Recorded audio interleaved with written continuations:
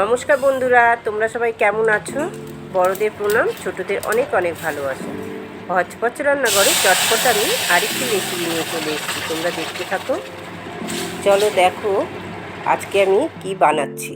প্রথমে আমি লাউগুলোকে সরু সরু করে এরকম করে কেটে নিয়েছি। তারপরে আমি একটা প্যানের মধ্যে জল বসিয়ে দিয়েছি, 2 কাপ জল দিয়ে দিলাম। এর মধ্যে আমি হাফ চা চামচ নুন দিয়ে দিলাম, আর হলুদ 4 ভাগের 1 ভাগ হলুদ দিয়ে দিলাম। এইবারে আমি লাউগুলোকে দিয়ে চাপা দিয়ে দেব।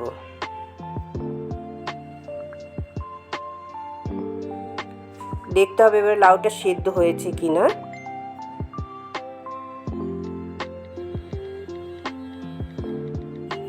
হ্যাঁ, লাউটা সেদ্ধ হয়ে গেছে। আর একটা জায়গা দেখো, আমি আগের থেকেই তেঁতুল ভিজিয়ে রেখে দিয়েছিলাম। এবারে তেঁতুলটা আমি চটকে নিয়েছি, নিয়ে কাঠটাকে বার করে আমি এবারে লাউয়ের মধ্যে দিয়ে দিলাম। এবারে আমি তেঁতুলের কাঠ দিয়ে দিলাম, আর 7 চা চামচ চিনি দিয়ে দিলাম।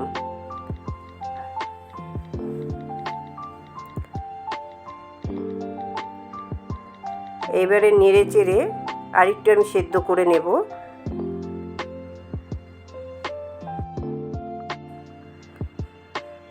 দেখো সেদ্ধ হয়ে গেছে। এবারে আমি একটা কড়া বসিয়ে দিলাম গ্যাসেতে। এরপরে সামান্য তেল দিয়ে দিলাম, 1 চা চামচ সর্ষে দিয়ে দিলাম ফোড়নে, আর আধখানা শুকনো লঙ্কা দিয়ে দিলাম।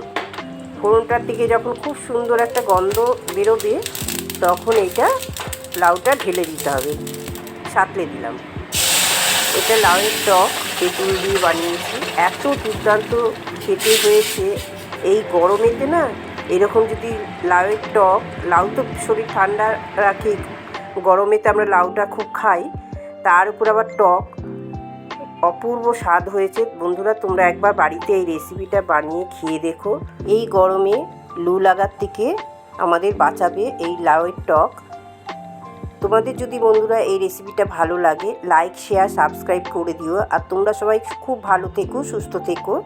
ভিডিওটা শেষ অবধি দেখার জন্য অনেক ধন্যবাদ।